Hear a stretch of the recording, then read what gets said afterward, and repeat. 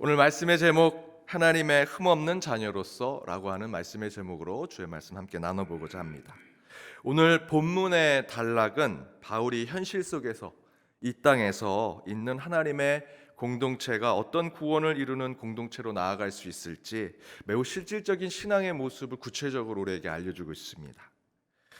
그 첫 번째로는 12절에 이렇게 기록되어 있는데요. 우리 12절 말씀 함께 읽어보겠습니다. 그러므로 나의 사랑하는 자들아, 너희가 나 있을 때뿐 아니라 더욱 지금 나 없을 때에도 항상 복종하여 두렵고 떨림으로 너희 구원을 이루라. 이 말씀에서 바울은 자신이 빌립보 교인들과 함께 있지 않은 것을 보여주고 있죠. 나 있을 때뿐만 아니라 없을 때에도 지금 상황에 바울이 빌립보 교회와 또 빌립보 교인들과 함께 있지 못한 상황을 이야기하고 있습니다. 그럼에도 불구하고 내가 사도로서 너희와 함께 있지 못할지라도 복종하고 경외하는 마음으로 하나님의 구원을 이루라고 이야기하고 있습니다. 어떠한 상황, 내 주변에 있는 영적인 지도자 또는 매우 뛰어나 보이는 리더, 그런 사람이 있든 없든 상관없이 저와 여러분이 이루어야 하는 것은 오직 수직적인 하나님과의 관계 속에서 구원을 이루어야 한다라는 것을 이야기하죠. 그런데 여기서 누구의 구원을 이루어야 하냐고 이야기하고 있는지 살펴볼 필요가 있습니다. 지금 화면에 나온 대로 진하게 표현되어 있는 너희 구원을 이루라라고 이야기하죠.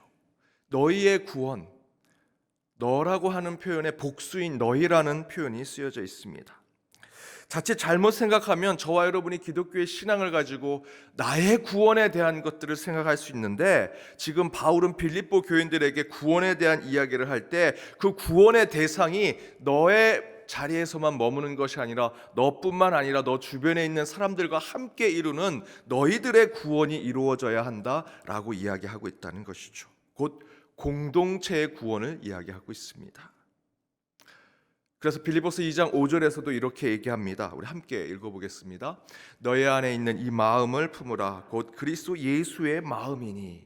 예수의 마음을 품는 것이 얼마나 행복하고 좋은 것입니까? 그 예수의 마음을 갖는 것이 우리의 신앙 그 자체가 될 수 있죠. 그런데 그 예수의 마음을 품는 그 아름다운 신앙의 중요한 것은 나만 예수의 마음을 품는 것이 아니라 바울은 바로 이렇게 얘기합니다. 너희들 안에 이 마음을 품어야 된다. 너희들 안에 이 교회 공동체의 모든 사람들이 예수의 마음을 품어야 한다라고 이야기하죠.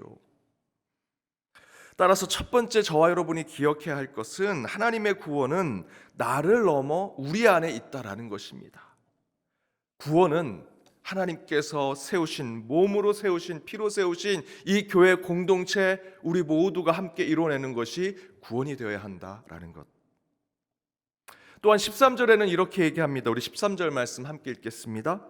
너희 안에서 행하시는 이는 하나님이시니 자기의 기쁘신 뜻을 위하여 너희에게 소원을 두고 행하게 하시나니. 그런데 바로 그 공동체 안에서 구원을 행하시는 하나님께서 무엇이라 말씀하시는가? 자기의 기쁘신 뜻을 위하여 너에게 소원을 두고 행하게 하신다라고 말씀하고 계십니다. 사실 13절은 12절 이 마지막 표현인 너희의 구원을 이루라고 하는 바울의 명령의 답과 같은 것이 13절의 말씀입니다. 그 답에서 어떻게 이야기하고 있습니까? 너희에게 하나님의 소원을 두고 행하게 하라라고 얘기하지요. 다시 말씀드리면 하나님이 품고 계신 꿈, 하나님의 생각 속에 있는 비전, 그 소원을 이루는 자가 되는 것, 그것이 구원받는 자의 모습이다라고 얘기하고 있습니다. 이 말씀은요, 사실 그 당시에 매우 파격적인 말씀입니다.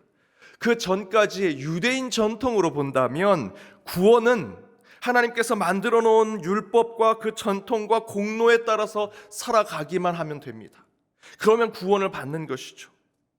그런데 바울은 완전히 다른 구원을 이야기하고 있습니다. 180도 다른 구원을 얘기합니다. 13절의 말씀처럼 하나님의 기쁘신 뜻을 이루기 위해 하나님이 꿈꾸는 것, 하나님께서 소원하시는 것을 우리도 함께 꿈꾸고 우리도 함께 소원을 이루려고 노력한다면 그 가운데 하나님의 구원이 이루어진다라고 얘기하더라는 것이죠. 그때 당시로는 상상할 수 없는 일입니다. 절대자인 신이 율법을 세우고 그 규율대로 지키고 살면 구원을 받는 것이지 다른 게 뭐가 있겠습니까? 그런데 이 기독교의 신앙은 바울이 예수를 인격적으로 만나고 그 예수께서 복음이라는 것을 깨닫고 곳곳에서 전하면서 나아가는 말씀 가운데 특별히 빌립보 교인들에게 전하는 것은 바로 그 구원은 너가 하나님께서 만들어 놓은 그 율법을 그대로 지키는 공로와 행위로 구원받는 것이 아니라 하나님께서 꿈꾸시는 그 꿈을 나도 함께 꿈꾸고 그 소원을 함께 이루려고 할 때 구원이 이루어진다라는 것을 이야기하죠. 그것이 바로 기독교의 구원입니다. 여러분, 이거 얼마나 기쁘고 행복하고 감사한 일입니까? 이것을 우린 신앙적으로 은혜라고 얘기합니다. 율법을 잘 지켜서 100개의 조항 중에 99개 지켜도 1개의 조항을 지키지 않으면 구원받지 못하는 사람이 되는데, 그것이 아니라 하나님께서 품고 계신 꿈을 나도 꿈꾸고 하나님의 소원을 함께 이루고자 할 때 하나님께서 우리 가운데 구원의 역사를 보여주시는 것, 그래서 우리는 은혜로 살아가는구나 라는 것을 고백하게 된다라는 것입니다.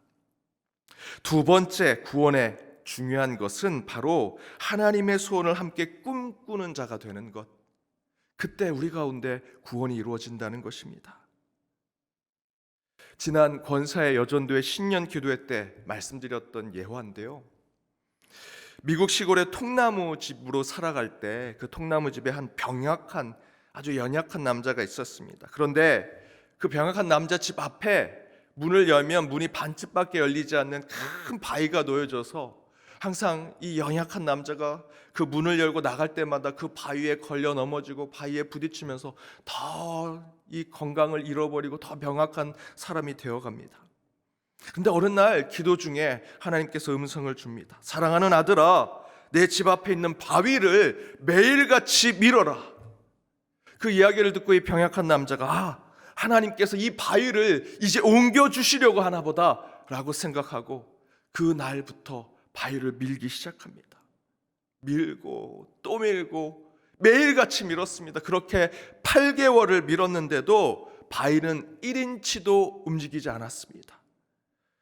이 병약한 남자가 그동안 내가 헛수고를 했구나, 시간만 낭비했구나, 하나님께 원망하고 하나님께 따져 묻습니다. 그런데 바로 그때 하나님께서 이렇게 얘기하십니다. 사랑하는 아들아, 왜 슬퍼하고 왜 화를 내느냐?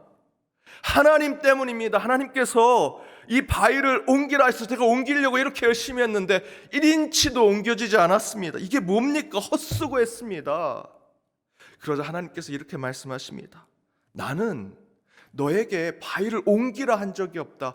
바위를 밀라고 했지. 그리고 다시 하나님께서 이렇게 말씀하십니다. 이제 내 모습을 거울에 비춰보아라. 그리고 그 병약한 남자가 거울에 자신의 모습을 비춰봤는데 8개월 전 그 비실비실한 병약한 자신의 몸이 아니라 건강한 근육질을 가진 남자의 모습을 보게 됩니다. 바로 하나님의 꿈은요, 바위가 옮겨지는 것이 아니었습니다. 그 병약한 남자가 건강을 되찾고 다시 힘 있는 자가 될 수 있는 그 모습을 보고자 했던 것이었죠. 이렇게 우리는 인간이 꿈꾸는 것을 이루려고 하면 실제로 작은 우물 안의 개구리처럼 살아가는 자들이 됩니다. 그 안에서 뭔가 이뤄보려고 하죠. 우리의 생각, 우리의 뜻을 이루려고 합니다. 하지만 하나님은요, 우리의 생각 너머에 계신 분이십니다. 내 꿈, 내 생각 대신에 하나님의 꿈, 하나님의 비전, 하나님의 소원을 이루고자 한다면 하나님은 우리에게 더 크고 비밀한 곳으로 우리를 인도해 주신다라는 것입니다. 병약한 남자가 그 바위가 옮겨지리라 그런 인간적인 생각, 인간적인 꿈을 가졌지만 하나님은요, 더 큰 꿈을 가지고 계셨습니다. 그 병약한 남자를 건강하게 만들어서 어떤 시련과 역경이 있어도 이겨내는 자로 만드시는 것. 저와 여러분이 두 번째로 기억해야 할 구원의 삶은 하나님의 꿈을, 늘 하나님의 소원을 이루는 자가 되는 것, 그것이 우리의 구원의 삶이라는 것입니다. 그러면서 14절에 16절에서 세 번째 이 공동체 안에 이루시는 꿈을 이야기하십니다. 우리 14절에서 16절 말씀 함께 읽어보겠습니다. 함께 읽겠습니다. 모든 일을 원망과 시비가 없이 하라. 이는 너희가 흠없고 순전하여 어그러지고 거스리는 세대 가운데서 하나님의 흠없는 자녀로 세상에서 그들 가운데 빛으로 나타내며 생명의 말씀을 밝혀 나의 다름질을 헛되지 아니하고 수고도 헛되지 아니함으로 그리스도의 날에 내가 자랑할 것이 있게 하려 함이라. 따라서 그렇게 너희라고 하는 표현되는 이 교회 공동체가 구원으로 나아가기 위해서 하나님의 꿈, 하나님의 소원, 하나님의 비전을 품고 있어야 하는데, 그렇게 하나님의 꿈과 하나님의 생각을 가지고 있으려고 한다면 바울은 14절 16절에서 이렇게 얘기하죠. 모든 일에 원망과 시비가 없이 하라. 하나님의 흠없는 자녀가 되는 것, 그렇게 원망과 시비 없이 하는 하나님의 흠없는 자녀가 되어서 그리스도의 날을 자랑하는 교회 공동체가 되는 것, 그것이 구원이라는 것이죠. 여기서 15절 하나님의 흠없는 자녀가 된다라는 뜻을 14절에서는 이렇게 얘기합니다. 원망과 시비가 없는 삶을 살아가는 것. 원망과 시비는 무엇입니까? 원망이라는 헬라어는 공구스모스라고 얘기합니다. 궁시렁궁시렁대다. 뒤에서 딴 말을 하는 것, 뒷말을 하는 자들을 이야기합니다. 시비라고 하는 뜻은 헬라어로 디아로기스모스라고 해서 의심하는 것, 어떤 것을 부정적으로 논쟁하는 것을 이야기합니다. 따라서 하나님의 흠없는 자녀가 되는 것은 우리가 속한 공동체에서 누구를 원망하지 않는 모습을 보이는 것, 어떤 것도 의심하지 않고 믿음으로 나아가는 자가 되는 것을 이야기하지요. 항상 교회가 분쟁이 생길 때 보면 가짜 뉴스, 헛된 소식이 곳곳에 퍼집니다. 그래서 교회는 그 가짜 뉴스와 헛된 소식에 무너지고 싸우고 서로 다투게 됩니다. 참 아이러니하죠. 교회가 세워진 것은 하나님의 말씀으로 세워졌는데 교회가 무너지는 것도요, 사단의 말로 무너집니다. 말로 세워졌다가 말씀으로 세워졌다가 말씀으로 무너지는 것. 그래서 더 저희들은 이 말씀, 이 말에 대해서, 우리의 혀에 대해서 더 조심해야 합니다. 사단과 마귀의 뜻이 이간질하다라는 존재입니다. 말로 사악함을 이루는 존재가 사단이죠. 실제로 교회는 외부의 공격과 충격을 받으면요, 오히려 똘똘 뭉칩니다. 협력하고 믿음을 더 지킵니다. 실제로 우리 코로나 위기 가운데 교회가 물론 겉으로 볼 땐 참으로 많은 힘들고 어려움을 겪었지만 실제로 내부적으로 보면 알곡과 가라지를 가르는 아주 중요한 시기가 되었고요, 동시에 믿음 있는 자들이 더 예배와 신앙에 충실하게 되었습니다. 그런데 문제는 외부의 악한 세력의 공격 또는 풍랑과 같은 역경과 시련이 아니라 교회를 쓰러뜨리게 하는 중요한 원인은 교회 내부 안에 작은 말 하나, 사단의 이간질 때문이다라는 것입니다. 옛 유럽 수도원에 아주 존경받는 우리 수도원의 주교가 있었습니다. 이분이 너무나 존경스러운 삶을 살아가니 그 사람의 삶, 그 주교의 삶을 지켜보는 사람들이 많이 전도가 되었습니다. 그래서 사단이 이 주교를 직접 공격해야 한다라고 생각했습니다. 그래서 그에게 병을 주기도 했습니다. 몸을 나약하게도 했습니다. 여자의 유혹을 받기도 했습니다. 물질로 유혹하기도 하고 온갖 외부의 공격을 이 사단들이 했음에도 불구하고 이 주교가 결코 흔들리지 않았습니다. 그런데 그때 사단의 대장이 나타나 가만히 지켜보더니 본인이 나서기 시작합니다. 그런데 그가 이 주교를 때리거나 유혹하거나 괴롭히지 않습니다. 대신에 이 사단의 대장이 그 주교를 찾아가서 몇 마디 나눴는데 이 주교가 인간의 분노를 느끼고 참지 못해서 곧 그 존경스러운 모습을 다 잃어버리게 됩니다. 사단들이 와서 묻습니다. 그 사단의 대장, 마귀의 대장에게 어떻게 그렇게 하실 수 있었습니까? 그러자 그 사단의 대장, 마귀의 대장이 이렇게 얘기합니다. 나는 다른 것 한 거 없어. 그 주교의 귀에다 대고 내 동생 알렉산드리아가 대주교가 됐더라 라는 거짓말 한마디 했어. 그 거짓말, 이간질 한마디에 그 존경받던 주교가 마음이 흔들립니다.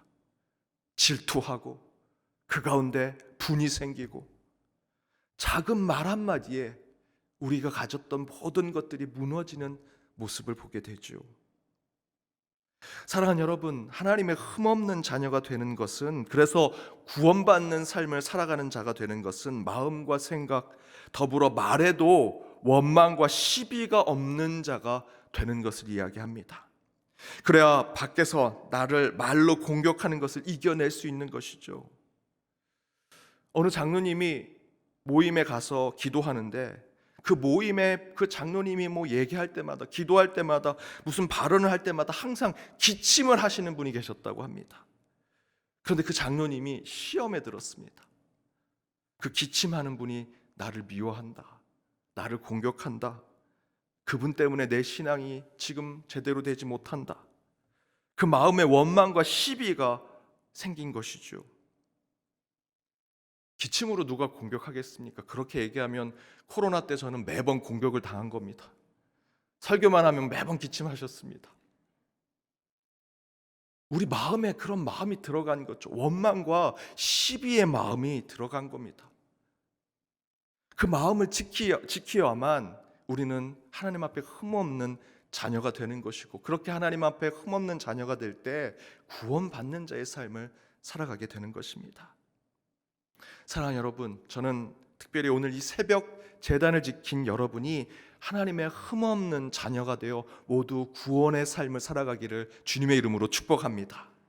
그러기 위해 나의 꿈을 넘어 우리의 꿈을 꿈꾸고, 나의 꿈이 아니라 하나님의 비전과 하나님의 꿈을 늘 마음에 품으면서 원망과 시비가 아니라 하나님의 마음과 생각으로 늘 하나님의 교회를 세우고 우리 모두의 구원을 위해 살아가는 저와 여러분이 되기를 주님의 이름으로 축복합니다. 이 시간 함께 찬양으로 결단하길 원합니다. 하나님은 저와 여러분을 만드셨습니다. 우리를 만드신 분이시죠. 하나님의 흠없는 자녀로 저와 여러분을 창조하셨습니다. 그래서 하나님이 저와 여러분을 가장 많이 알고 계시고요, 가장 깊이 이해하고 계시고 우리와 함께 늘 같이 있고 싶어 하십니다. 그 하나님을 찬양하며 다시 한번 말씀 가운데 결단하는 저와 여러분이 되기를 간절히 바랍니다. 함께 찬양하시겠습니다.